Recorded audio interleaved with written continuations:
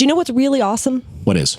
The Democratic Party platform of 1960. You have to go that far back? No. But that happens to be one of my favorites. Okay. And I think my nerd flag maybe flying a little extra. When you say it's one of your favorites, that means you've read more than one. Oh, yes. I've got a whole stack of them right here. Cool. Whole stack of Democratic Party platforms. But 1960, I think, is my favorite. All right. If you go back and look at the Democratic platform of 1960, it reads, quote, "We are committed to maximum employment at decent wages with fair profits in a far more productive, expanding economy." In another section, it says, "It will affirm the Economic Bill of Rights, which Franklin Roosevelt wrote into our national conscience 16 years ago." The Democrats in 1960 felt it so important to include principles like full employment and collective bargaining and a living wage and, fighting against employment discrimination. They were so passionate about those issues that they wrote them into the party platform and adopted. It's not to say that the platforms since then haven't included No. But in such clear, concise language. To affirm FDR's second Bill of Rights. Right.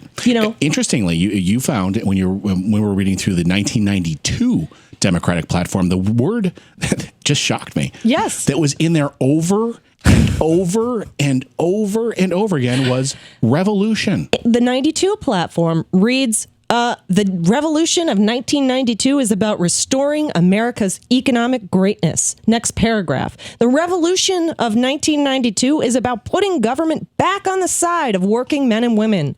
It reads, "The revolution of 1992 is about radical change in the way government operates. The revolution of 92 is about facing up to tough choices. Above all, the revolution of 1992 is about restoring the basic American values that built this country." Basic American values, if you go back to 1960, like FDR's second Bill of Rights, right? Right. And I say reading these actually helped me as a lifelong Democrat, despite what New York State did to me for a year. Right. Tom told that story yesterday. Yeah. And we've gotten into this lately. Tom has, hosted, and of course, regular listeners have heard, and I don't think it matters what radio show you're listening to, the primary debate. And the primary debate's important to have. Right. But one thing I think that we really, because I want to make this hour, because we're going to talk about the Democratic platform, a safe place for Bernie supporters and for Hillary Clinton supporters, because no matter who wins, and there's going to be somebody of those two that wins coming up, and I'm not going to place odds, and we're not going to get into that. I'd rather not. We'll have plenty of time to do that in the future. We've spent plenty of time on that up till now. But, the next step after that person is picked is, what are they going to do? What are we going to ask them as Democrats if you're going to stay in the Democratic Party? I understand there's some people who are really upset right now. Let's not discuss that if you don't mind. But if you were to stay, or those who plan on staying, what do you want to be in there? One of the interesting things I found in the 1988 platform, and this is what kind of got me thinking about the platform last night when we were planning this show, was somebody called into Tom yesterday and talking about a pledge that we should make, whomever the nominee is, pledge to do X, Y, and Z. Now, the word pledge really bothers me. Yes. Grover Thank you, Grover. Grover Norquist killed that word. It's kind of fascisty, because we pledge allegiance to a piece of cloth. And I don't particularly like that. I like promising to, or be diligent to work towards. Look towards, support our goals. But in 1988, you can read the language there, Danielle. In 1988, the platform begins with the statement, "Hereby pledge our party, our leaders, our elected officials, and our every individual effort to fulfilling the following fundamental principles for all members of the American family."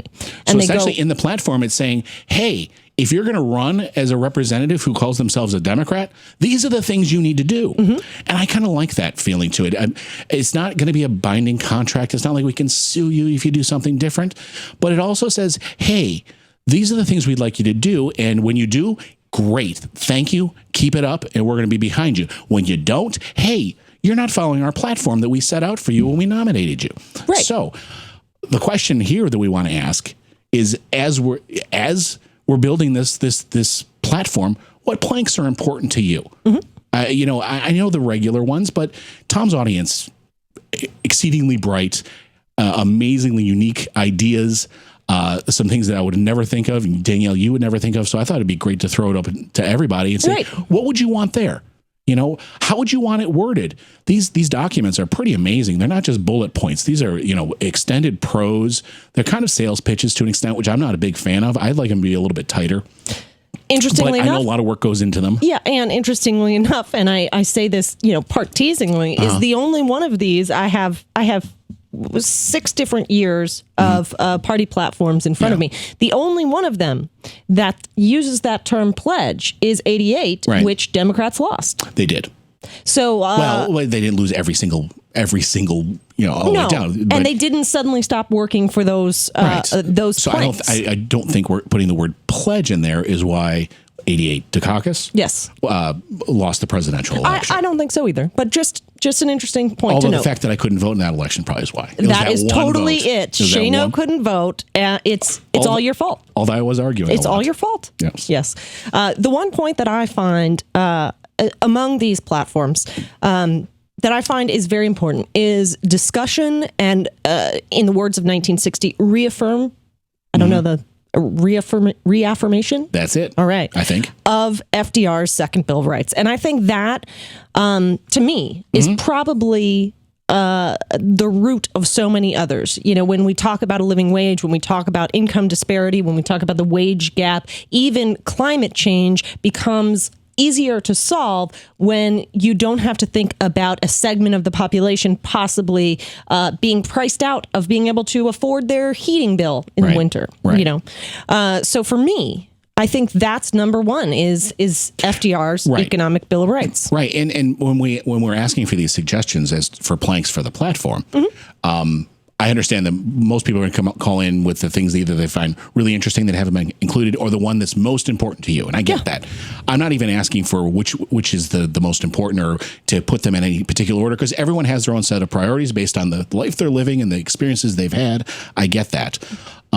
Just the ideas of things you think should be included in there, because I think we're going to find that no matter who you support, you can say who you support or who you don't support, that, if a Hillary supporter comes and says, I want this plank in there, everybody who's supporting Bernie is going to say, you know what, I do too, just about. And any Bernie supporter comes and says, I support this plank, I bet you all the Hillary people are like, I do too. Right. I just thought it might be nice to set aside just for an hour. To remember the policy discussion, the issues, the points that need to be addressed in this country, that need to be addressed so strongly that we as progressives, as Democrats, as left-wing voters, however you want to identify yourself, think should be part of a party platform, that they should be so important that we make a pledge to ourselves that we are going to continue or promise to work on these goals, however you want to word it. But and the thing is that, we're so, and rightfully so, we're hung up on the primary process, which is now down to a choice between two people, and they're very passionate views on this, and I get it, and I've got them too. I get it. But that's part of a larger process that's going to be, we're going to pick a leader, then we're going to figure out what we want to do, and we're talking about what we want to do during this process as well, but then we kind of put it all down, right? And there's a bunch of people work on it, and then you get to work doing it. So unless we know what we want to do, it's hard to get to work on it. So let's talk about that if you'd like. No matter who gets the nomination, we have issues that we need to fight for and we need to work on, and I want to know which issues are most important to you. We'll be right back. To watch more clips from our programs, hit the Watch More Videos button over here. And please be sure to hit the handy-dandy subscribe button so you'll always be up to date. Tag, you're it.